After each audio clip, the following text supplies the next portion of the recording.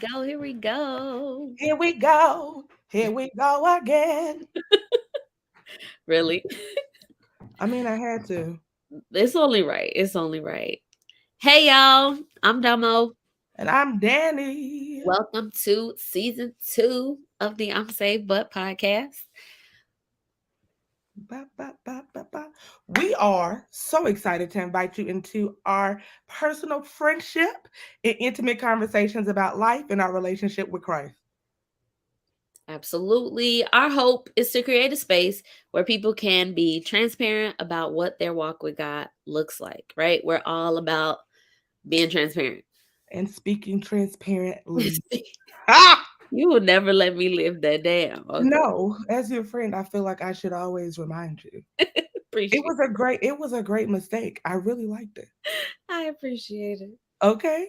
And to help millennial Christians transition from religion to relationship.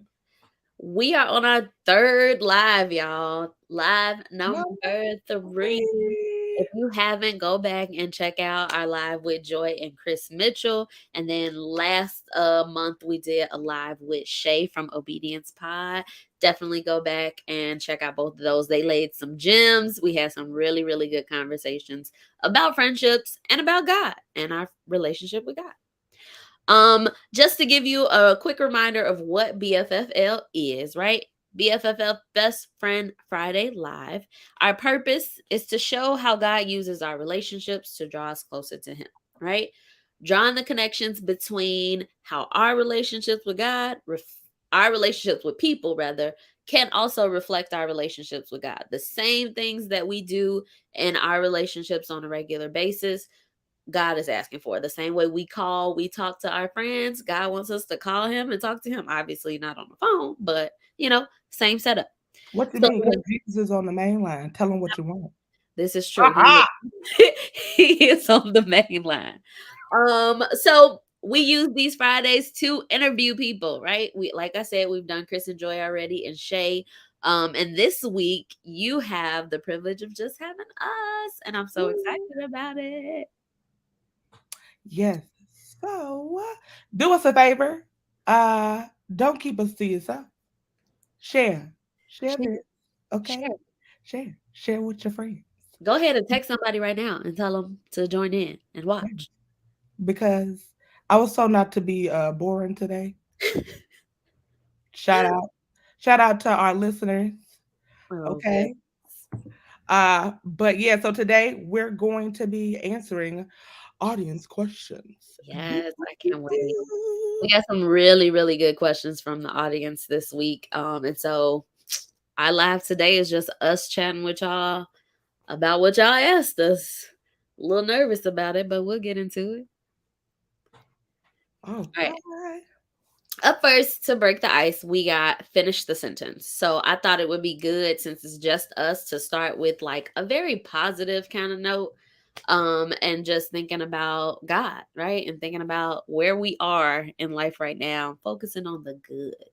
Okay? So me and Danny are going to finish the sentence. Our first sentence to finish is, I'm blessed because. It's my season to be blessed. Yes.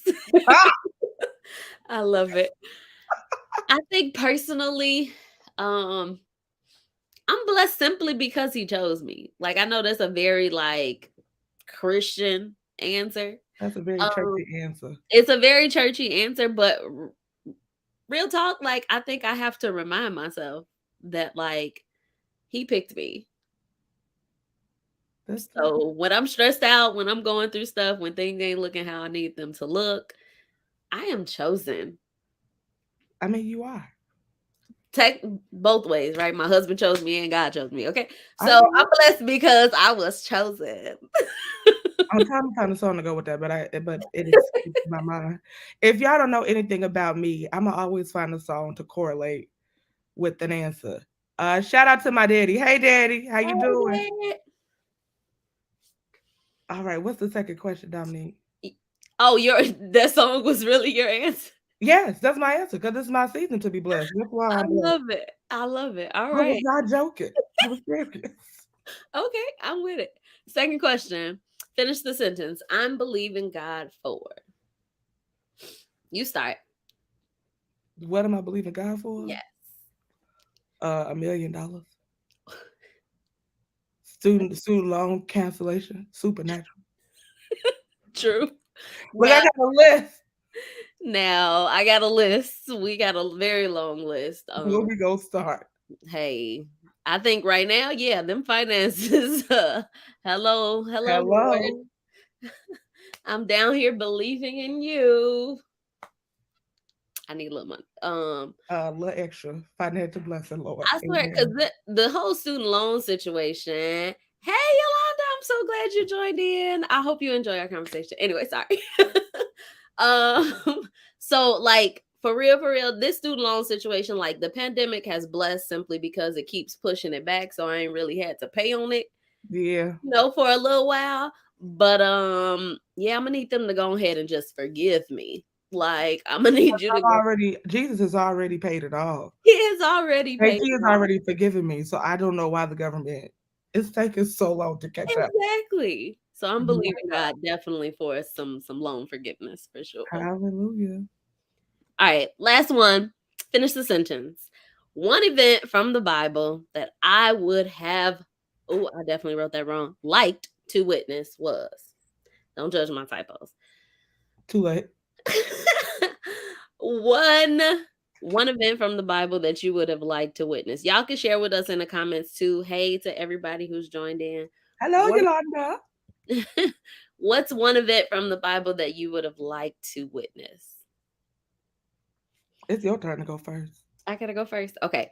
So mine, I was really thinking hard on this and I probably cheated with my answer, but I think I just would have wanted to see like Jesus. Like that whole experience of like the birth of Jesus. Okay, because I was going to say, Jesus win. At any point, like honestly, at any point in his life, I would have loved to just be in his presence, but I think I'm gonna go with like the birth, like that whole scene. I would have loved to have been there for My daddy said the wedding in Canaan. Why, Pastor? that. The wedding in Canaan. That's when he turned that water into wine. You are a mess. I gotta mess with my daddy. Anyway. Y'all, I when Dominique asked me this question, I said the rapture because it's ghetto down here. She ready to get up out of here. It's time to go. I'm sorry, but Jesus is the only answer right now, and I And we are sure that we gonna be caught up. look So because the whole work is ghetto. Okay. I'm with Nah, you. but for real. Okay, so I think I would have wanted to be there um when Jesus had the conversation with um who was it? Peter, when he was Simon, like when his brother had came, was like, "Hey, come meet a man," and Mhm. then Jesus was just like Peter, just like, "Okay," and then Jesus just like he didn't even say hello. Like Jesus is such a boss. He didn't even say hello. He's just like, "Yeah, your name is no longer Simon. It's Peter now." Like, sir, I love sir, or when he was with the woman at the well, because I want to know what other tea he spilled. that part. Okay, I just want to 'Cause know. I know that couldn't have been the only lesson that he gave at that time. It had to be something else. I I want to need to hear. know what else. Absolutely. I'm with you on that one. Good. All right. Let's jump into it. Right. It's Best Friend Friday Live. And so we are talking about friendship. We're talking about friendship, relationships with God, with your people, with your friends, romantic, platonic, whatever you want to call it, friendships and relationships, right? So we're going to start with just the same question that we started every single live with is our philosophy. What is your philosophy on friendship? I'll start with mine. For me, I've had many, many friends that have, come and gone, of course, like most of us probably have if you live long enough. Friends that have come and gone. I think for me, friendships need trust. Just like relationships, no matter what the situation is, if you are going to call it, you're in a ship, there has to be trust. right? Friendship, relationship, anything. There has to be balance, and I think they get better with time. So when I think about my philosophy of friendship, it's like you need trust, you need balance in your lives, and time will tell how deep or real that friendship is. The How deep ones your love? the ones that last are able to stand through some challenges, some celebrations, some loss, and anything in between. So I think for me, especially, like, I have friends in high school that I'm still cool with today. I have friends that I met in college, like Dani and Aisha, and we've been friends for over 10 years now. Like, I think that longevity makes a difference. And so for me, that's what friendship is. For me, I put friendships are risky and require intentionality. Um, like Damo said, it's just like in order to get that longevity, you have to be willing to take a risk. No friendship. I really feel like you can't really call yourself a friend if you're not willing to take the risk to be vulnerable with somebody. Hmm. Vulnerability builds your relationship, it builds the roots to your relationship. And so you have to be willing to risk who you really are and the potential of you being rejected in order to really kind of weed out those people and see if people are really for you. 100%. 100%. Weeding them out. Ooh, that's a part of life that I think is it's so difficult to do, It is. especially when you've like had a long time in the relationship and then y'all come to a place where it just stops and it's just not moving, or y'all just headed down different directions and you gotta like, man, that's rough. Rough. All right, let's see. Second Your question. sister on here. My Hey, sister on Toya. here. Hey, Praise the Lord, woman of God. girl. Welcome, welcome. All Pastor right, here Jordan we go. said Second to have a good question. friend is to be a good friend. Say it one more time. What you say? Daddy said to have a good friend is to be a good friend. Absolutely. I'm not playing with your sister. Absolutely. All right. Jumping in. Hey y'all, welcome. Absolutely stay in, talk to us. We are excited to hear y'all feedback for sure. Second question. How has your relationship with God impacted your quality of friendships or relationships? I'm still your friend. And I'm dead serious. I mean, people like if y'all have been following our journey, we've talked about this. Mhm. We've talked about how like me and Dominique met in college. We were all a part of like we had mutual friends, and so we had our own little group. But when we came back from school, nobody tells you about that transitional period when you Right. come back home from college. It's a lot. And so me and Dominique weren't that close. And I remember being upstairs and like telling God, just like, okay, Lord, now I don't believe in calling people my sis and they not being sisterly. Okay, she won't answer the phone, what the bam, and I'm just ready to cut her off. And the Lord was just like, change your prayer. Pray for the opportunity to be her friend. And I did.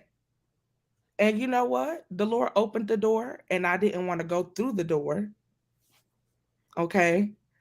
But I also prayed a prayer that said, Lord, let me be aware of opportunities.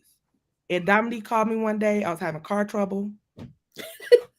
I was having car trouble. Look, anybody know me? Me and car trouble.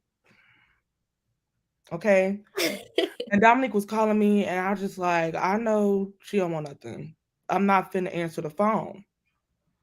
Um, and lo and behold, I did, and that started our whole relationship. It's the thing that jump started our whole relationship. So, that's something that I'm extremely grateful for.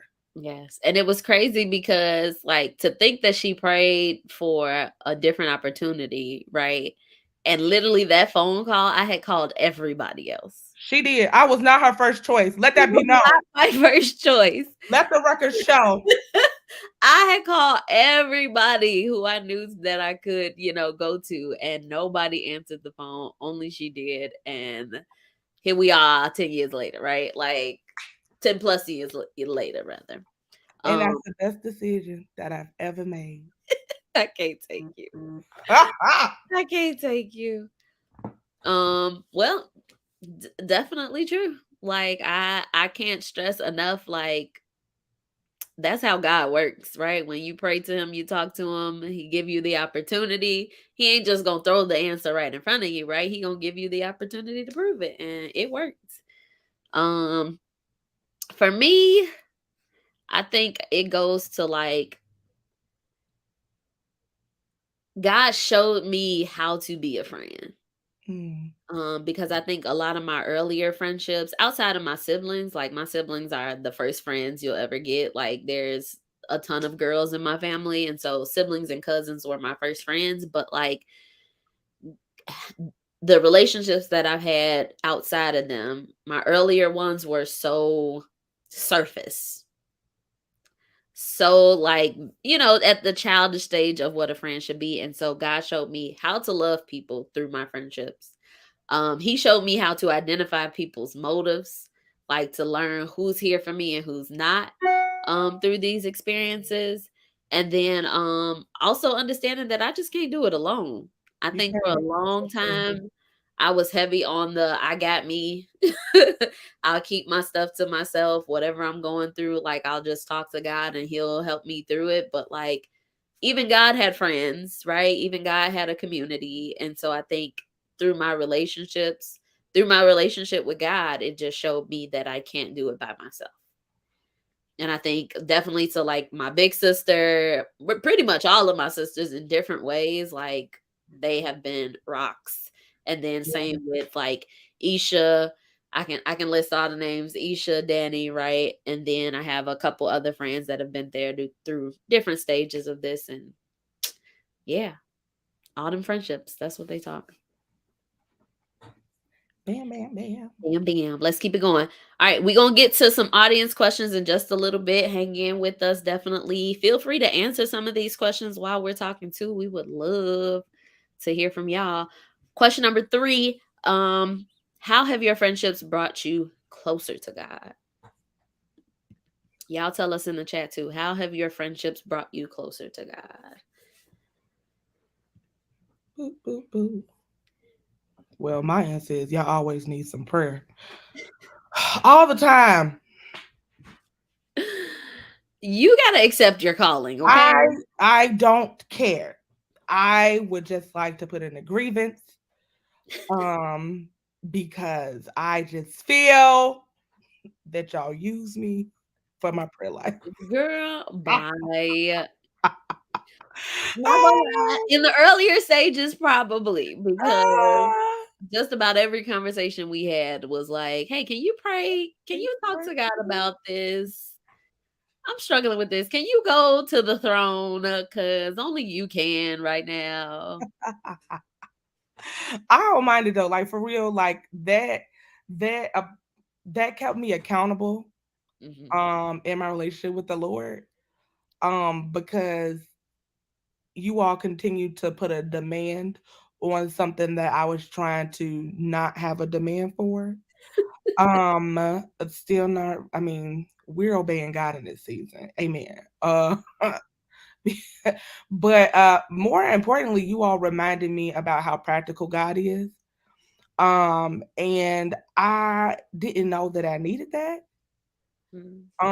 And I think so many times we forget that God is very practical. We try to make him so mystical, like, ooh, the Lord. Last night he spoke to me in a dream. I mean, yes, great, thank you. But what the Lord is also saying is that if you want, to get out of debt, you need to stop ordering off of Uber Eats. Oh,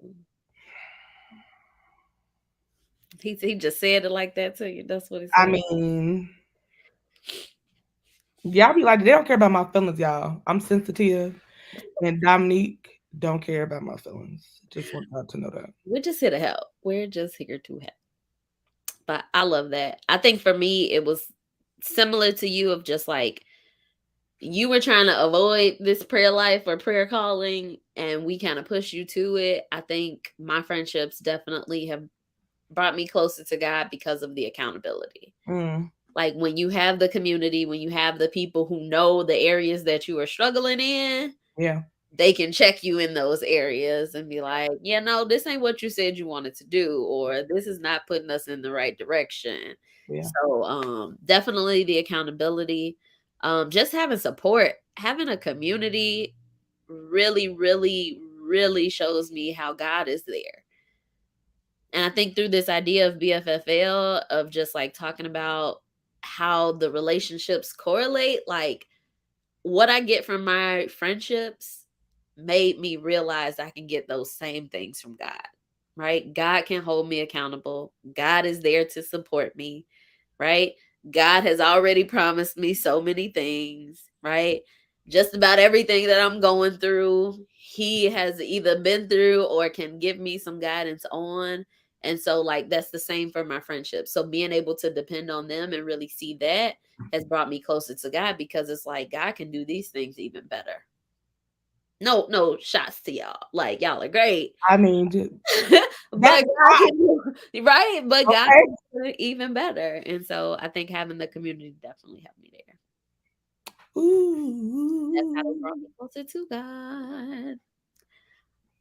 All right, let's transition. So we got some very interesting, kind of not really all over the place. The questions that we got from our audience kind of have a theme, and you'll see that as we go through them.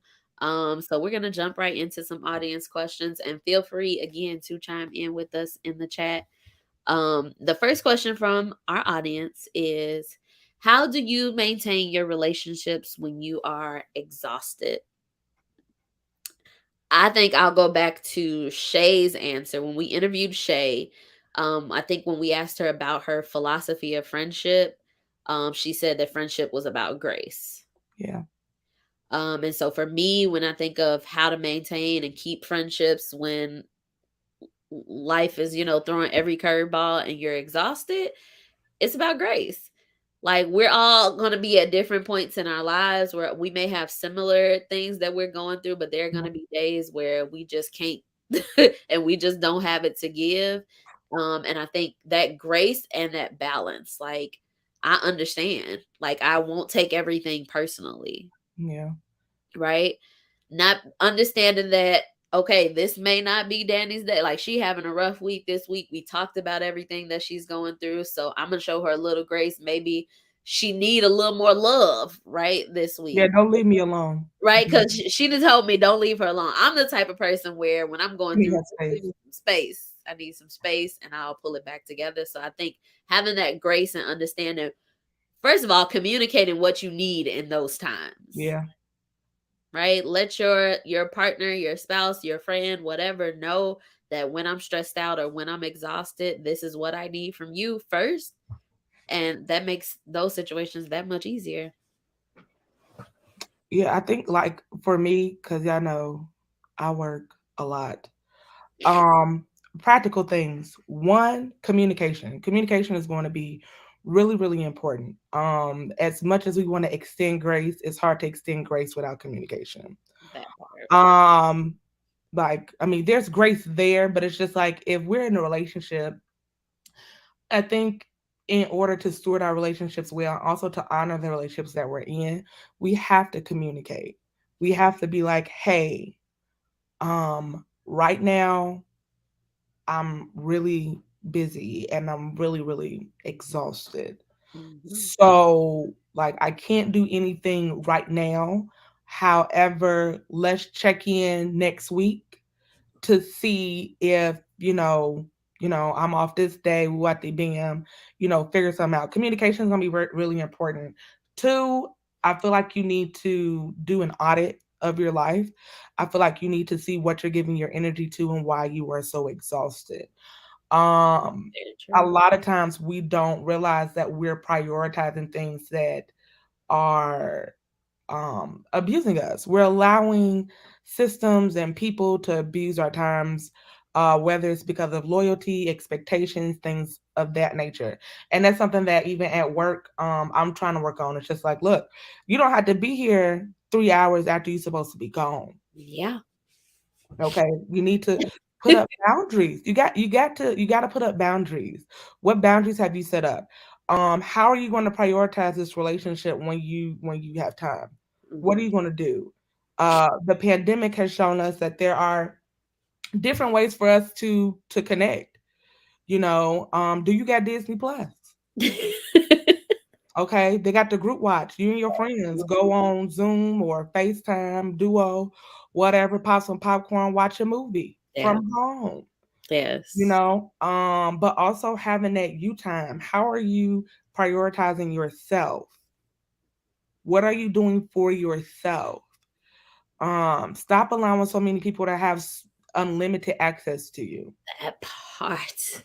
Oh, this pandemic taught me that in the craziest way, in so many different ways. But like, I think that's where you need to like reflect. If you get to a point where you feel like I'm so exhausted that it's straining my relationships, it's causing me to not have time and not have space for the people who I value and the people who I see being a part of my life for the rest Yeah, of my life, you have to evaluate where your time is going, right? yeah. You Look, have to, you really have to think about where your time is going, cuz it's like for me, um I literally like had to step down from my job. Like I was a ninth grade civics teacher and I took a role away from that simply because I got exhausted, really overwhelmed because of other things that was going on during the pandemic, but simply by making that decision because my job was like controlling me in the building and outside of the building. Like I yeah, had no energy left when I came home. And so by just simply making that adjustment, it freed up for when I was having those down days for the other things that was going on, like I could call on my friends. I had time to talk. I had time to check in. Like, and I think just really evaluating where your time goes. yeah. And be honest. Like Kira, she's somebody I know from work. She laughing because I tell them, like I tell people, like, hold me accountable, and it's just like, okay, Danielle, it's 8 o'clock. It's time for you to go. Be honest with yourself. I had to be honest with myself. Why you still at work? Because I like to run my mouth. Absolutely. Like, why you don't have no time? How are you eating at your own time? How can you reallocate some of this time so that you're not so exhausted? Yeah. Take that PTO, sis. Take Bro. it. They gave it to you. Look, family, take that PTO. Okay. If the pandemic taught us anything, take that PTO. Yes. They'll live, they'll cry, But but they'll we'll live. live. And I think clearly in the chat, like y'all agreeing with us with giving that unlimited access, it is not healthy. It Oh, is and if y'all work with me, y'all didn't hear me say that. if Don't you go, work with her, you did hear her say that. don't go. And encourage her to take her PTO. No, I'm talking about them because they're gonna be like, oh yeah, Danielle said take the PTO, so I'm calling off. True. Don't put Danielle said as the reason why you calling off. Don't say that. Like they blaming Beyonce, talking about Beyonce told me to quit my job, so I'm quitting my yes, Shay. Talk about access denied. Oh, Access man. denied. First Ah, of all, Lawrence already, you take it. It was encouragement to my husband. He's taking the day off tomorrow. that's fine. As long as you I don't work believe for we're gonna me. see it, but Okay. As long as you don't work for me. Because it's Friday, Saturday. Okay. Okay. all right. Question number two from the audience. Let's keep it going. Question number two: would you absolve a long-term platonic friendship That's that not how isn't, you spell that word. huh? That's not how you spell that word, friend. Listen. First of all, listen for you. I'm sorry.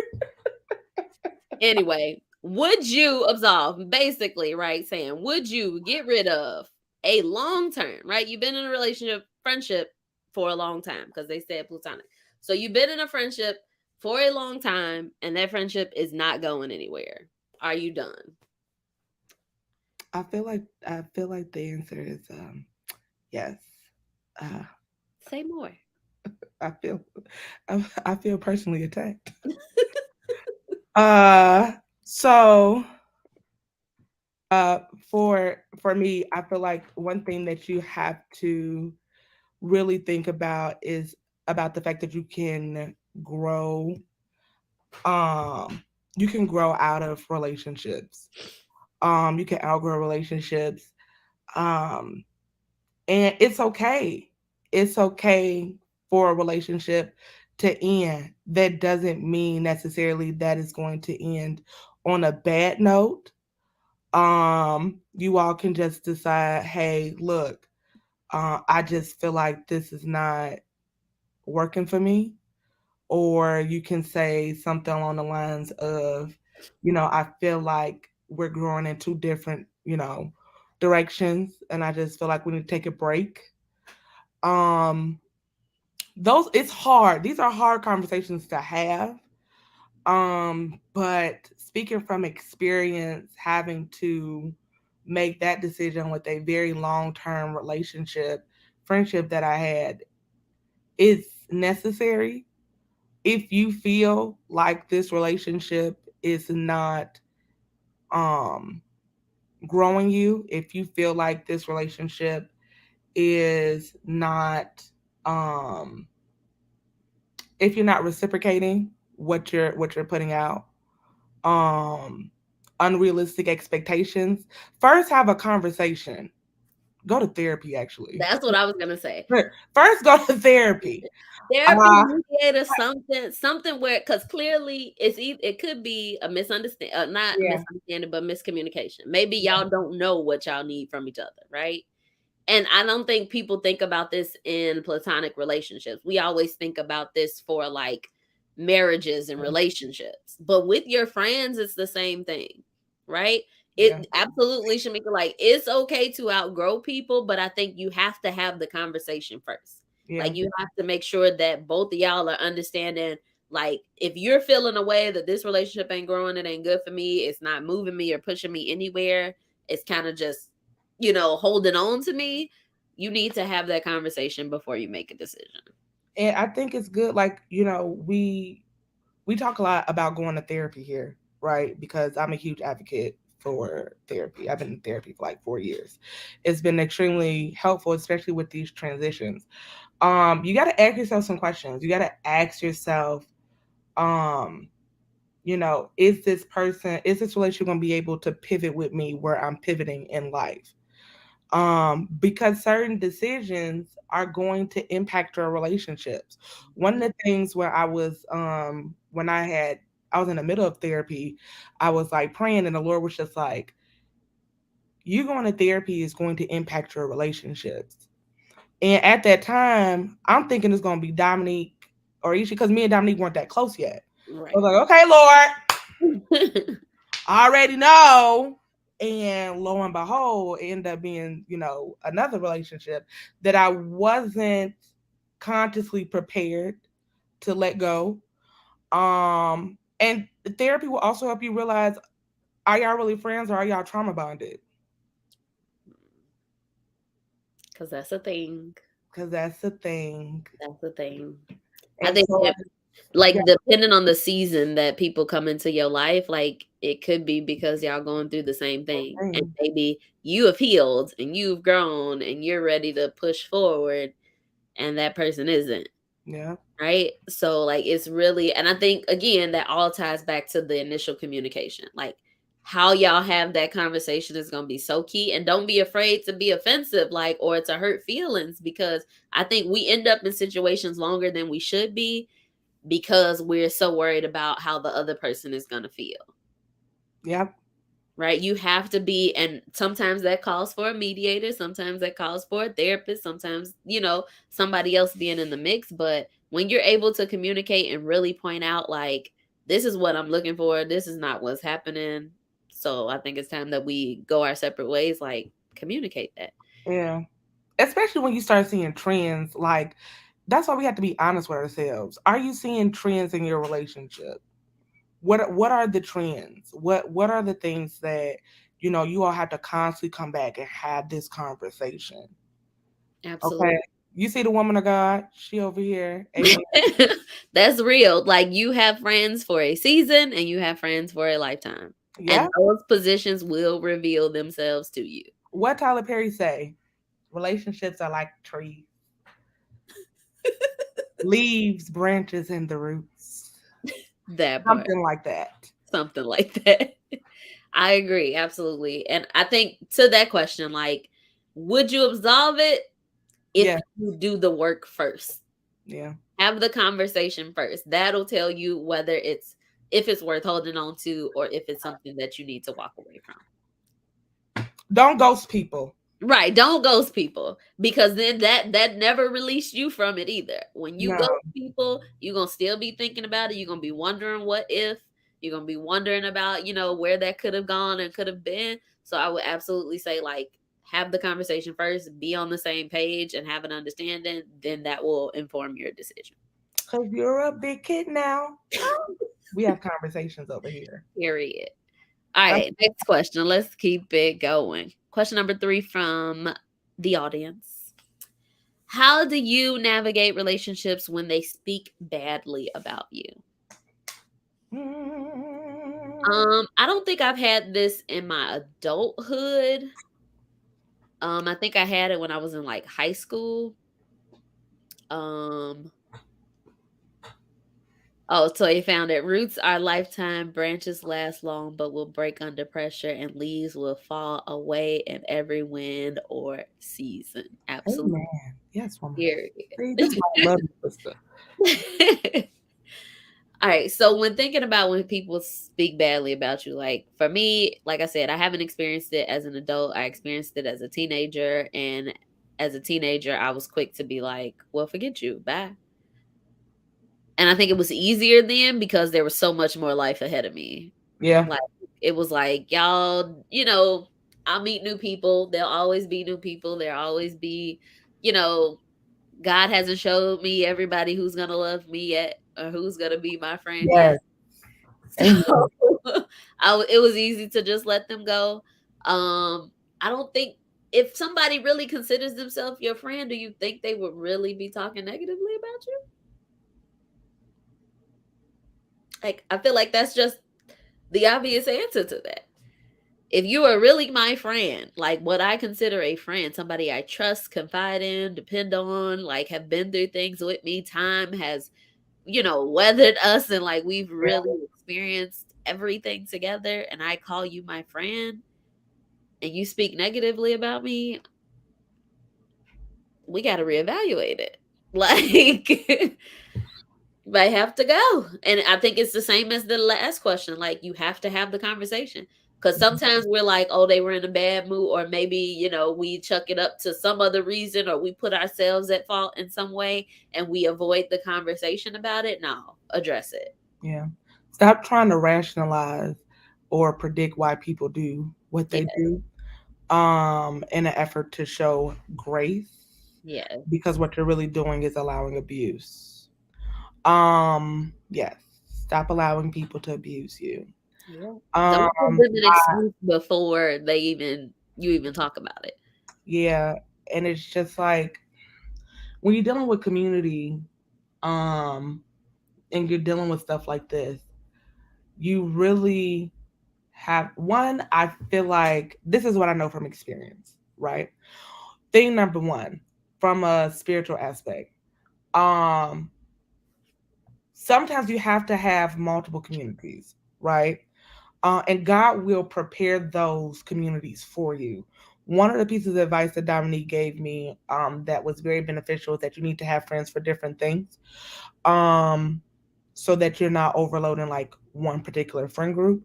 But when it comes to this and you're dealing with like transitioning from one community or one relationship out, you have to be aware of what community is being built around you and whether or not that community can sustain who you're going to become. Okay, a lot of people don't think about the future. A lot of times we're just thinking about the now, and we have become married to longevity. We have become loyalists to relationships that are no longer serving us the way that they need to be served. And so we allow certain toxic and abusive behaviors because these people were with us for this season. But I admonish you to open up your eyes. Open up your eyes, lift up your head, and look at who God has set around you. Because a lot of times we become so focused on one specific group of people that we don't see how there's already been a whole nother group of people set up and prepared for us to transition into. Mhm. And I think that's something that we have to just be more aware about. It's just like, don't think that you have to stay in these type of relationships. Does it take time to transition out? Yes. Is it hard? Yes. Especially if it's your church family, especially if it's your spiritual community.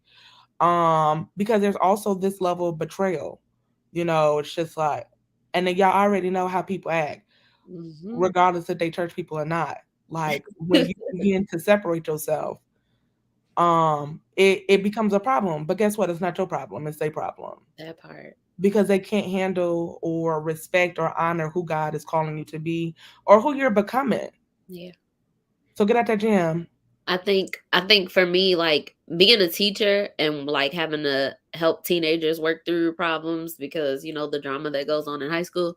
One of the things that I think I've leaned on, and even like when teaching my lesson, right? One of my coaches in education was like, if you're teaching a lesson and the kids got 50 million questions, 50 million complaints, or they're not understanding what's going on, or they're having a side conversation, responding differently, they're like, you didn't explain something well enough, Yeah. right? And so it pushes me to then reflect on like, where did this start? Right? Go back to the beginning. Maybe there's some misunderstanding, some miscommunication. I think that can be applied in this situation, right? If you have somebody who you've considered your friend, you've been ride or die, you've been there for them, and you find out or overhear, whatever the case may be, that they're talking badly, speaking negatively about you, you have to go back to, maybe we ain't on the same page. Maybe Hmm. there was something that was miscommunicated. Maybe I'm giving more into this than that person is. Maybe I value this friendship more than that person is. So you may have to go back to the beginning to be like, for me to consider you my friend, I don't think that this was okay. Like, what's the misunderstanding?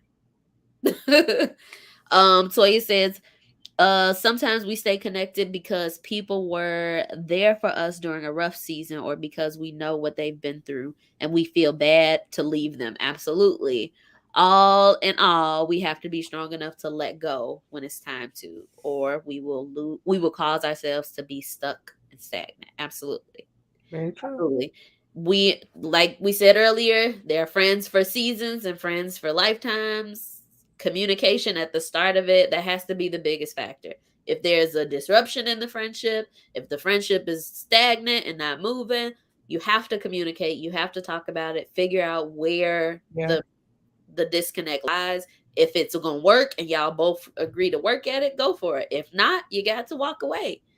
And you have to understand that there will be others. God probably already got the replacement set up and you stuck because you won't let this one go. Yeah. Like it definitely, like, you have to always think ahead. Like don't get stuck in this one little spot. Yeah. Right? Because that's where you leave yourself in situations like Bubba said, to be abused. Situations where people will take advantage of you simply because they know you're not going nowhere. And also you have to think about this. This is why it's important to see a therapist. What are your motives for staying? I have a savior complex. Okay. I am very much so aware that I have a savior complex. And sometimes my savior complex, due to, feelings of rejection and things of that nature from when I was younger, causes me to overstep God boundaries or Mm, allow people to overstep boundaries that they shouldn't, because I feel like it's my responsibility to be there for them. But guess what, baby? Let me tell you something. God was there before you got there, and He'll be there when you leave. And he will be there when you leave. So stop trying to be Jesus Christ and be yourself. That's it. And I Okay? think for me, like mine is like I fear conflict. It's Yeah. a thing I'm working on. It's an area that I have to grow in. I hate conflict. I hate arguments. And I think like to an extent it's because of things that I dealt with in my like I just don't like to argue. I don't like people to take me out of my comfort place, right? But how can I really, express myself or work through problems or, overcome issues in friendships and relationships if I don't want to have a conflict?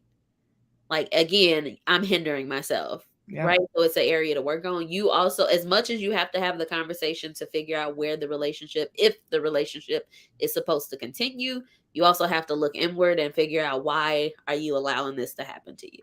So true. So so true. You talking good, sis. I love it. So are you. So are you.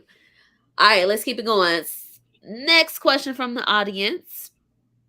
This one was to me specifically. True Damo. To Damo, how do you balance your close friendships after getting married and taking on a teen in your household? Most of the people in here, I think, are people who I know, or at least know some about me taking in a teen. So I took in my 14-year-old nephew. Um, got married almost 2 years ago. These 2 years went by so quick. Um, and so I think for me, like it was hard in the beginning. I did not do it well. I'm gonna be honest there. I probably cried a lot. I stopped answering the phone a lot. I kind of went to myself, just kind of separated myself from everybody. Because at that same time that I got married and that I took my nephew in, there were other fires going on in different areas.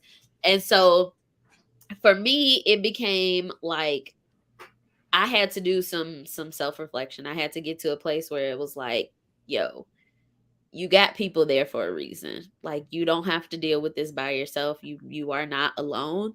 And so I think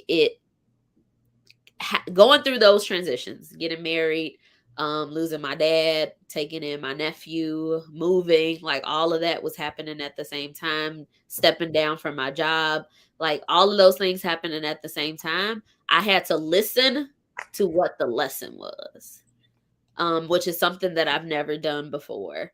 Um, Oftentimes, when I get in heavy stress situations, I stop, I shut down, I hide, I like run, right?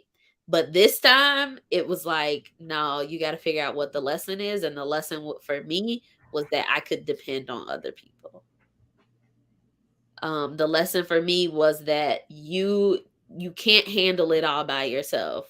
God was like, here go this, here go this, here go this, here go this. And you can't just shut down because you're not working through anything. You're not fixing the problem. You're actually making the situation worse. And so, like I said, initially, I did not handle it right. I did not balance it correctly. I completely shut everybody out. I became a very angry and a very selfish kind of to myself person. And I think now, even still 2 years in, I'm still trying to balance it, but I think I'm in a better headspace of like, what is the lesson God is trying to give you through this situation? Who can you depend on for different things? Who's there to really help you carry these burdens? Like with taking in my nephew, my husband and my siblings have been my go-to, right? They have been super supportive. Some of my friends who have teenage children, I've had to reach out to ask questions. My therapist, I had to talk to the therapist, like, how do I address this? How do I deal with this? Because he's been through things too in his childhood. So it's like using the people around you, and most importantly, going to God, like, take this cup of me. I'm tired. I'm exhausted. And my prayer life was challenged because I was in a bad place with that. And so just putting myself, getting those habits back, all of those things happening at the same time. The balance was figuring out what the lesson in all of those situations were and trying to bring in people and bring God back into it. Stop trying to like ignore it. You can't ignore it. You have to go through it, right? You have to deal with the situation that way. Um, so yeah, I think that was it for me. I appreciate that question, because I don't think I even acknowledged how much growth I went through during all of those transitions. And it's still growing. Still growing. I ain't there yet. I have not arrived. I promise you. All right. Keeping it going. Next question. Are you the type of friend who could help your friend choose a quality mate? What's the vetting process? So, are we the type of friends that help with our friends' relationships and picking out a mate? And then how do we support them in that process? Absolutely, Auntie Lydia, keeping God first. Like that's, and I think I had got away from that. All those situations definitely brought it back to me.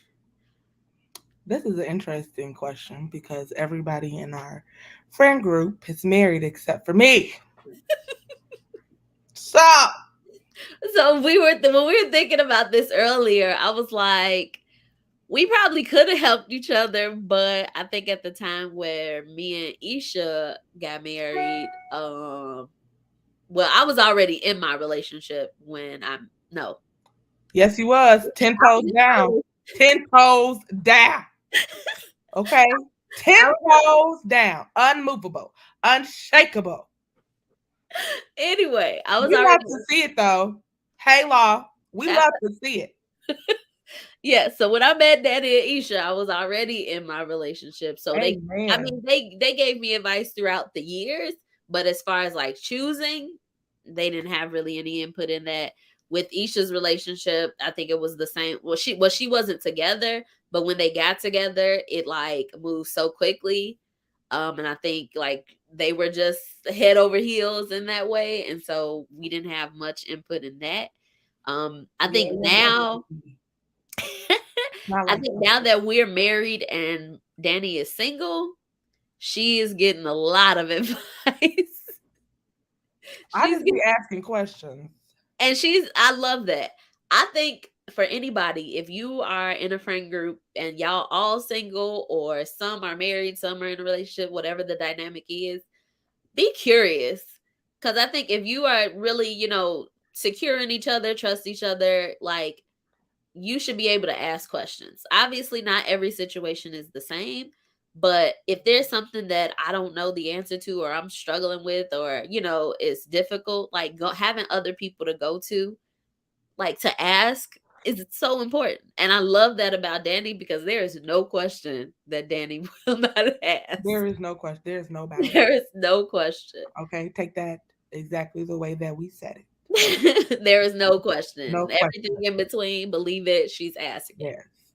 And so when it comes to like helping them, I think you have to know the dynamic of the friendship. Like Danny said earlier, one piece of advice that I actually got from somebody that I like always share with other people is that you have to have friends for different things.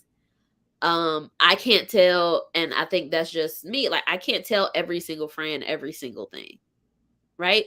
So if I know that one of my friends, maybe she dealt with abuse when she was younger, like if I'm dealing with anything or something comes up or there's a conversation tied to that, maybe she's not open to that, right? Maybe so you have to know the relationship enough to know what the friend can handle and what they can't. Especially when it comes to relationships or prospects or whatever. Like you can't always talk to your single friends about everything. You can't always talk to your married friends about everything. So you have to know who can handle what. And I think that would be my biggest advice when it comes to that. Absolutely do that. If your friend needs it, be there to support, but know what they can handle, know what they can't, know if they really trust your opinion. Don't get, when I give advice, I'm going to say that first off. When I give advice, it is never me telling you you should do this. It's always here's an idea, here's another idea, here's something else you could do.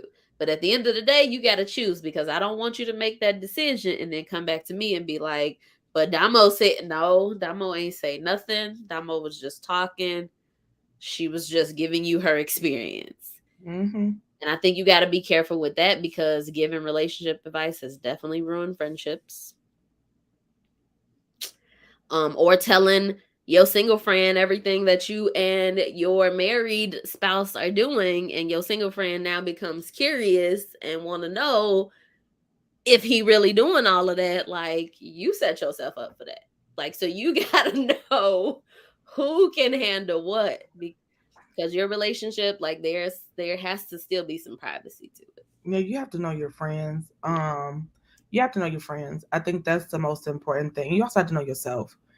A lot of my friends, they don't like to talk to me, especially if they believers. If I'm dealing with people that are not believers, it's a totally different thing. But it's just like, do you know this person's like um what they believe? You know, do you all have the same value system? If you all are saying, hey, this is what we want to achieve in our marriage, it's not my job to tell you what to do, but it is my job as your friend to hold you accountable for what you said that you wanted to do, and vice versa. When it comes to me talking about guys I like and X, Y, and Z, it's just like, okay, Danny, this is what you said you wanted. Okay, X, Y, and Z. Does this person meet this, or are you just like infatuated Mhm. with this person because they like you and you like them? Okay. And it's just like you have it's more about accountability. Like the vetting process is more about keeping your friends accountable for what they said they wanted and being there to listen. Um I've never, even if I didn't agree with the relationship, and there have been relationships that I did not agree with, I'm not going to be like, yeah, no. It's no. Leave him. Get away from like Yeah, no. that's It's not the going way. I like I'm gonna ask questions.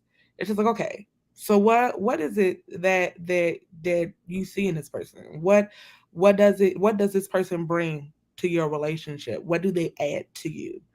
I feel like it's very important for us to become uh to not be judgmental when it comes to our friends and their relationships, and to handle it with care, because sometimes when we are on the outside looking in, it's really easy for us to point out different flaws and things of that nature, and some people just need to learn the hard way because they're not going to listen to you anyway. So That part.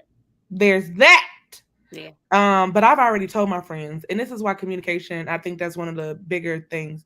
Communication is very important. I've already given my friends, my best friends, I already given them the authority to be like, hey, if you see something that ain't right, don't let me be out here Exactly. looking stupid.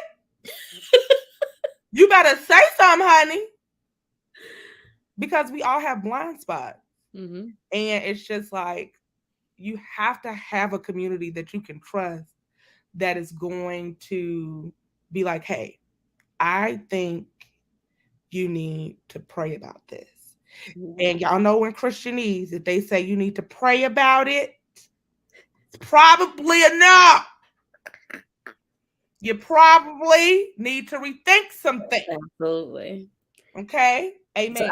it seems like multiple things go into that vetting process, Yeah. or being able to have that conversation with your friend. First, I think first you got to vet the friendship. Can the friendship like hold this type of conversation, this type of Yeah. intimate conversation? Because having an input in somebody else's spouse or relationship, like I got to really really value and uphold your opinion. Like you have to be somebody who really matters, right? Yeah. So in that process, first know who the friend is that you're talking to, because there are people who, like we said, you never know what the intent is, or they've been your friend for a long time and then this one situation comes up and something shifts, right? So like vetting the friendship, knowing if that friend is able to maintain or like have that conversation, and then at the end of it, like obviously like the accountability. If you're gonna be there for this friend through this type of situation, listen intently to know what they need, know what they're looking for, so that you can give informed advice or informed opinions. Yeah. Um, Perfect. All right, y'all. We down to our last question from the audience. Last question from the audience. I think this one is kind of a straightforward question. I love having this conversation. Our last question: can you be friends with a non-believer? What y'all think in the audience? What do y'all Y'all think? still here. Tell us what you think. Can you be friends with a non-believer? Me personally, I believe yes. It's gonna be a difficult Yeah. friendship. Because if you really put your faith first and really put God first and really, seek God in everything that you do, having a friend that's a non-believer, they're going to have pushback, right? There are going to be areas that you don't agree in. There are going to be challenges in that friendship, but you can absolutely still maintain a friendship as long as that friendship does not cause you to waver, right? If that friendship causes you to question and like shifts you off of where you're supposed to be, then maybe it's not the friendship for you. But in just a straightforward, can you be friends with someone who doesn't believe? Yes, you absolutely can. Yeah. What you think, Danny?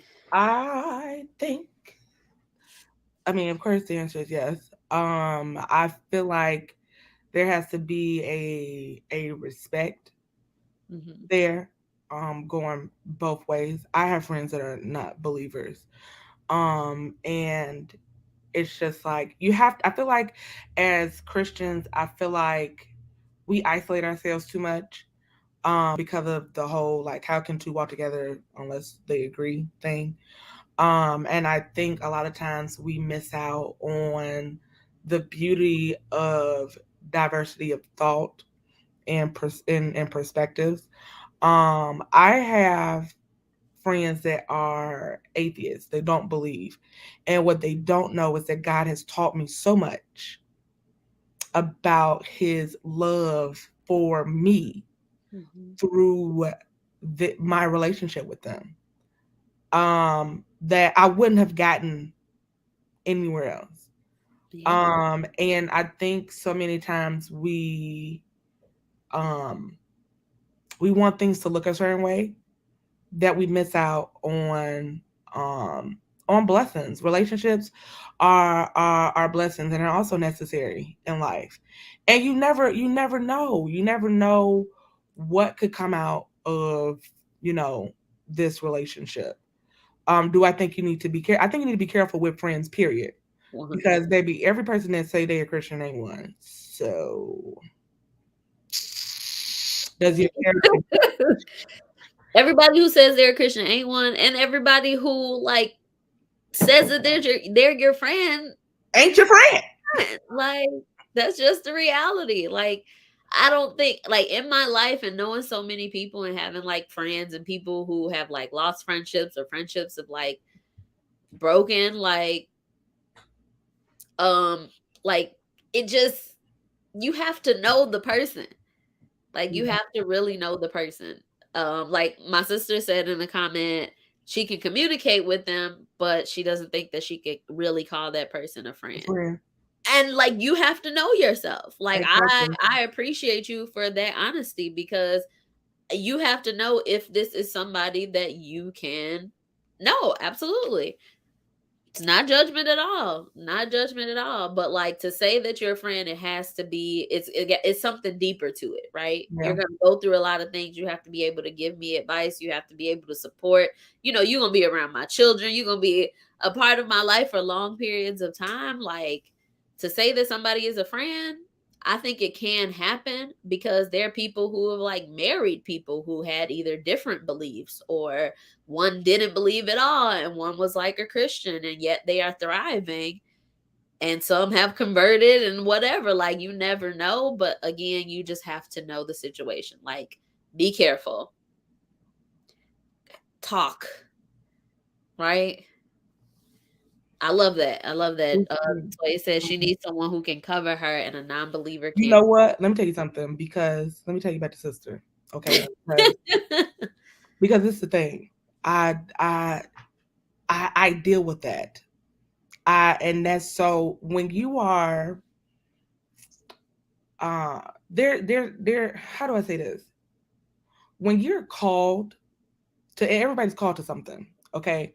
But when you are called to a specific arena, especially like ministry based, you have to be careful. And you always have that thing where it's just like, can you cover me? Because you're dealing with, like, I cover so many people. Yeah. Okay. And I don't want to be in a relationship where if I need you to cover me spiritually, you cannot. And so I definitely, like, I felt that in my soul. Uh, I felt that I felt that in my soul. Yeah. And that's not just with non-believers. I deal with that with Christians too. Yeah. Because it's just like, That brings me to like this thought, and it may be off topic, but I'm saying it anyway, real quick, right? When I think about like simply the way that my sister phrased that, right, is I need someone who can cover me, and a non believer can't do it, right? I can communicate, but they cannot be my friend. And she said, no judgment. When I think about a issue that keeps coming up, I think with Christians is like a lot of times they don't lead with love, right? And a lot of times the reason that we can't be friends or associate ourselves with people who are non-believers, with people who have different lifestyles, is because we don't lead with love. That statement, every way that she said it, led with like, there's no judgment against you. Like, like I'm not putting you in any heaven or hell. I'm not saying what you can or cannot be. What I'm saying is that I can't do it, right? Like I can communicate with you, I can talk to you or whatever, but keeping you out of like I can't, I keep you at a distance. And I think that is okay. And I think we as Christians have to come to a place where it's like we can we can be around people if we're secure in ourselves. Like you got to be secure in who you are, right? In your faith and what you believe. Like I have no heaven or hell to put anyone in, right? So I can communicate, be around you, call you my friend. At the end of the day, we know the dynamic of the friendship. I think it all ties back to like the love, the understanding, the communication, what this friendship is about. As long as y'all clear on it, you can have any friendship. yeah, I think, like, and I agree with that. I feel like a lot of times, different people need different things, and you have to be aware of what you need, and whether or not the people around you, um, whether or not the people around you are able to give you what you need. Um, and I feel like you just have to be honest with yourself. Yeah. Like you just really have to be honest with yourself. A lot of times, what we also have to realize is that a lot of times what we expect from from relationships have a lot to do with our trauma pain points. Which is why I can feel that in my soul. Um, because to be the saved friend, right? Because most of my friends are all Christians for the most part, but to be the preacher friend, Yeah. like, certain people need certain things in order to feel safe. Yeah. And it's just like, what do you need in your relationship to feel safe? Absolutely. But that's a conversation you got to have with yourself. Yeah. And then you also have to, we have to heal, because we have to make sure that we're not connecting with these people and having certain expectations for people out of our pain. We need to have more healthy Mhm. relationship Boundaries. and boundaries. Boundaries. It's just like we had, like, it's just, and I think this is a conversation that we need to have, maybe later on, just about friendships and boundaries, and how um our culture, how how we our environment and things of that nature um have impacted the way that we perceive relationships. Because guess what? Our relationships with our fathers and our mothers and our siblings are going to impact the way that we perceive our friends. Absolutely. And that's something like that was one of the issues with one of my relationships. It's just like you don't have a good relationship with your parents and your family, and I can't be your family Yeah. because I already have one. Yeah. I think they're like summing it up really good in the chat too, of just like that same idea of like you have to know. Yeah. Right? Like, Lawrence, like he added on, like, we have friends for different reasons, right? That's the message. You have to know who you can trust, Yeah. right? Who you believe in enough to trust them with you, to trust them with your secrets, with your life. You have to know who you got to keep at a distance. It all depends on the situation. They can absolutely tell you they can be Christian. They can be Christians and still not have the best intent at heart. Baby. You Go have by to my title, get know my the action. situation. And then he says, we may need to befriend some people who aren't non believers that just may be their way. Absolutely. Right. And I like that, how I said earlier, of like, I know people who got in relationships, married non believers, and they were their way to Christ. They were their way to become a believer.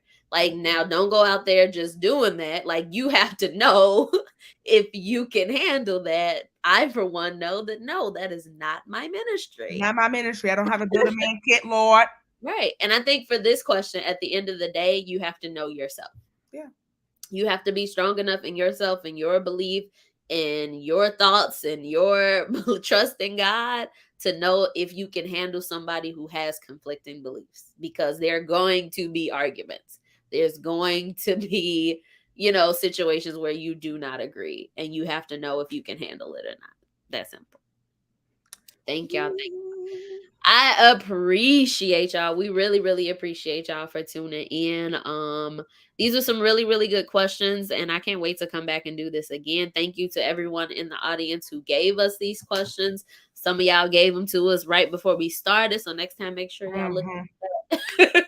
You know How who you are. Shout out right to a you. little earlier. We got them in there, but next time we may not be able to. So make sure y'all send them a little earlier. In our lives for BFFL, Best Friend Friday Live, we love to end our conversations with an affirmation, and just thinking about friendship, right? Thinking about God, because at the end of the day, our conversations are hopefully, the purpose is to bring us closer to God, right? Same things that we're dealing with in our relationships, same conversations that we're struggling with, we can bring those to God. And God is looking for us to, interact with him in most of those same ways. So our affirmation to end our BFFL, please connect with us in the chat too. You can do this affirmation too. My life has been a reflection of God's blank for me. So you got to fill in the blank. My life has been a reflection of God's blank for me. I think it's really, really important that we reflect on what God is in our lives, who God is in our lives, how he is working in our lives. And so we want to end our live in that area. Y'all tell us in the chat. My life has been a reflection of God's blank for me. Absolutely, Toy. I love that. I love that. Feel like that friendship is very intimate and personal. Absolutely. So, so true. We still on that question. I love it. Come on, y'all. Do the affirmation before y'all are out of here. Say it out loud if you need to. I'll start with mine. My life has been a reflection of God's love for me. I think the people that I have in my life, the people I surround myself with, the people who've left my life, the ups and downs, the trials, tribulations, tests, troubles, all of those things, it has been a reflection of God's love, how much he is still there and still cares and still loves me. Um, I love that Miko says, my life has been a reflection of God's grace for her. I love that. That's beautiful. What you got, Danny?